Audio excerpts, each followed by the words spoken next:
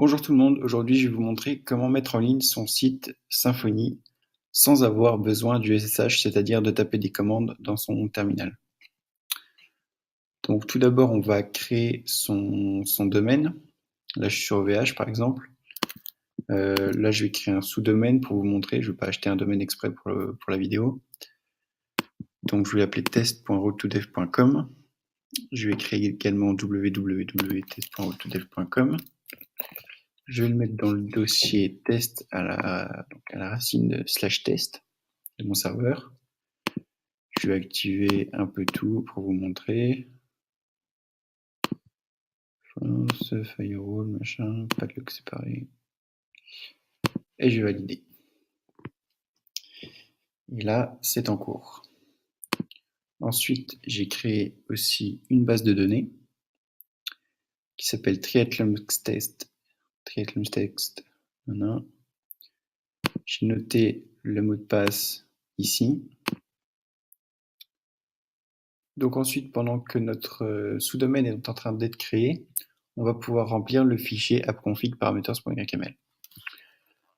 Donc là, on va mettre le nom d'hôte qui est triathlon-test.mysql.db. Le port, on peut le mettre à nul sur OVH en tout cas.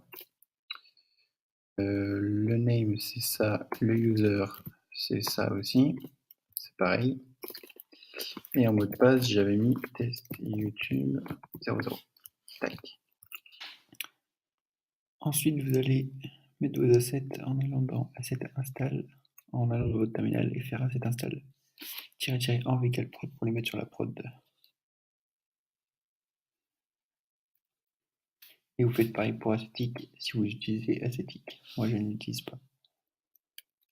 On va aller dans var, cache et vider complètement le cache, c'est-à-dire le dev et la prod. Symfony s'occupera de les refaire lui-même. Ça, je vous conseille de le faire avant et après le transport sur le FTP. Ensuite, nous allons mettre tous nos fichiers d'un seul coup dans notre FTP. Donc on va créer un dossier comme nous avons fait dans OVH quand nous avons demandé la racine, on a mis test. Donc là on va mettre test aussi. Voilà, le dossier test a été créé. On rentre dedans, on prend absolument tout.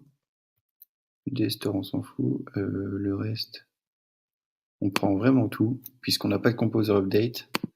On ne pourra pas donc faire le composer update et télécharger les vendors directement, à moins d'utiliser un bundle, mais là on va pas le faire, on va vraiment faire du basique. Et lorsque nos 73 mégas seront importés sur notre serveur, le site sera prêt. Ensuite, si votre site contient une base de données, vous allez dans votre PHP MyAdmin, vous l'exportez, exécutez, et vous copiez le code sur votre PHP MyAdmin de votre serveur. Maintenant que tout s'est bien déroulé, on va aller sur test.roadtodev.com comme on a rentré tout à l'heure sur OVH.